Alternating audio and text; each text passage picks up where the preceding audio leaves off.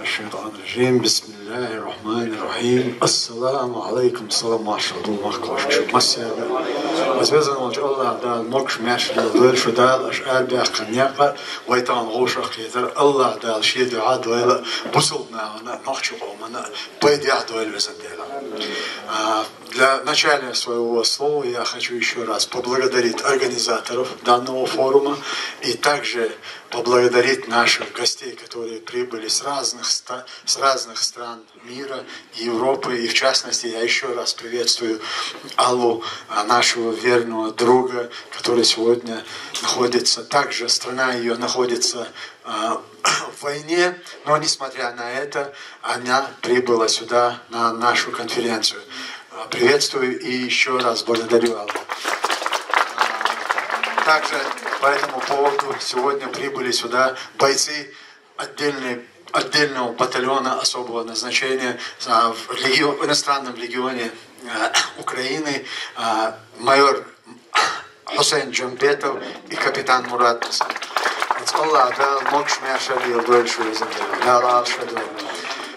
Теперь относительно нашей встречи и нашей конференции. Да, действительно, как говорили предшествующие ораторы, мы эту конференцию планировали еще задолго до последних событий. То есть 32-я годовщина, как и все другие даты, мы всегда отмечали и проводили или круглые столы, или конференции. А в этом году это было еще особенно, имеет для нас эпохальное значение, потому что то, что мы начали 32 года назад, сегодня впервые, наверное, уже в октябре месяце, благодаря мужественному украинскому народу и их руководству, Чеченская республика Ичкерия была признана независимым государством. Хотя в постановлении Рады нет такой формулировки, там сказано о том, что территория Чеченской республики Ичкерия находится под российской оккупацией. А это и есть не что иное, как признание права за чеченским народом на свою государственность, что эта страна была независимой, суверенной, и в результате российской агрессии она оккупирована. Мы еще раз выражаем благодарность нашим партнерам с Украины и великому украинскому народу, который сегодня удивил весь мир своей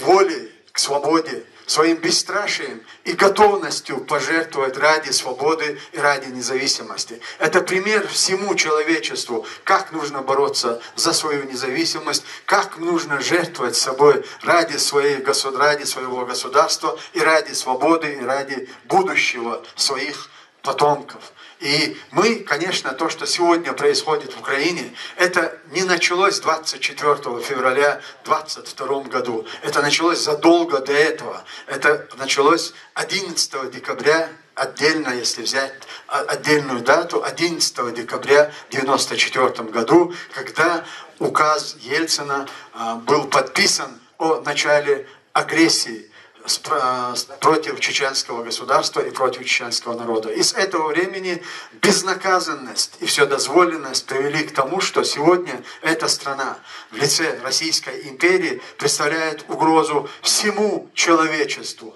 И сегодня мир наконец-то осознал то,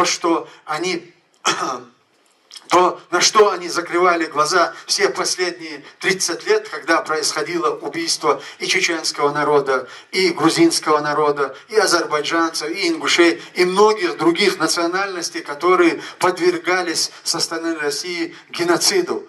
И сегодня, когда украинцы начали оказывать сопротивление, и мир понял, что вот это та нация и тот народ, который в состоянии сокрушить Российскую империю, мир начал поддерживать эту страну. И мы со своей стороны приложили все усилия, чтобы Украина победила в этой войне. Мы были одними из первых даже тогда, когда Соединенные Штаты Америки и другие государства и члены НАТО молчали, когда Путин совершил агрессию против Украины. Они смирились с тем, что Путину все дозволено. И они были уверены в том, что украинский народ сложит свои руки и покорится агрессору. Но этого не произошло. Но мы, не дожидаясь этих событий и не дожидаясь того, что может и что последует за этим, 26 февраля Государственный комитет деоккупации ЧРИ в этой стране, в Брюсселе, мы провели конференцию, где было принято решение оказать поддержку украинскому народу. И мы с этого дня начали формирование наших батальонов для отправки в Украину для отражения российской агрессии. Но в том же заявлении, которое мы сделали, мы оговорили возможность нашего участия. Это заключение соглашения между нашими государствами о военном сотрудничестве. И 28 числа президент Зеленский подписал указ о создании иностранного легиона, что открывало нам возможности активно включиться в борьбу против российских агрессоров на территории Украины.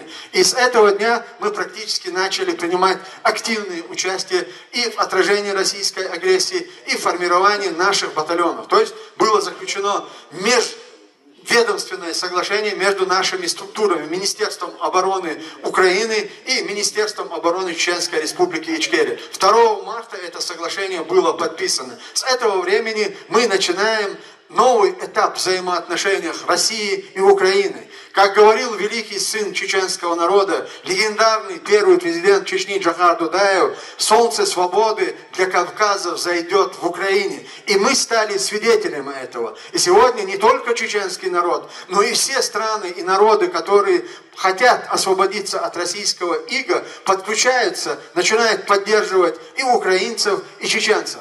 И на фоне вот всех этих событий, когда только что Украина признала независимость нашей страны, появились люди, которые хотели каким-то образом омрачить вот это эпохальное событие. Оно действительно эпохальное, потому что начиная с 90-го года, когда была принята государственная декларация о государственном суверенитете Чечено-Ингушской республики, с этого времени весь этот политический процесс включал в себе величайшую трагедию чеченского народа. Мы в результате этой нашей борьбы за независимость потеряли более 300 тысяч только гражданского населения. Среди них 42 тысячи детей. И сегодня кто-то предлагает нам перечеркнуть нашу историю, забыть это все и начинать с новой страницы, с чистого листа. Что это означает? Это предательство или заблуждение?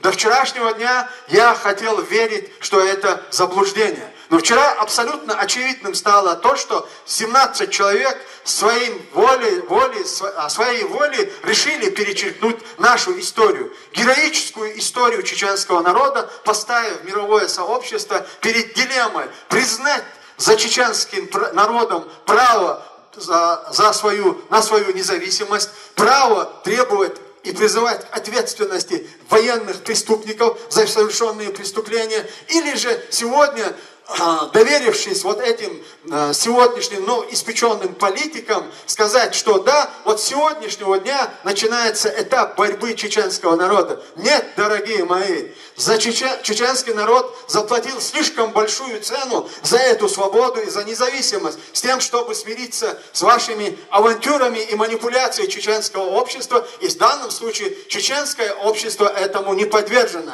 Но, к большому сожалению, европейские общественности принимают все это за какую-то оппозицию. Это не политическая оппозиция, это диверсия против чеченского государства, это предательство чеченского народа за то, что они сегодня пытаются перекрасить или переписать историю. Вы сегодня стали свидетелями, мы стали свидетелями того, что чеченский народ это не допустит. Я понимаю, что есть те силы, которые сегодня пытаются, еще не потеряли надежду вернуть Чечню, послевоенную Чечню, после нашей победы, после деоккупации, опять ввергнуть Чечню вот в тот хаос, который творился между двумя войнами на территории Чеченской Республики. Но я ответственно заявляю всем вам и тем силам, которые стоят за этими людьми, этого мы больше не допустим, иншаллах. Чеченский народ этого больше не допустит. И мы будем отстаивать право чеченского народа на свою государственность, на свободу и на независимость, иншаллах. Аллаху Акбар, Аллаху Акбар, Аллаху Акбар.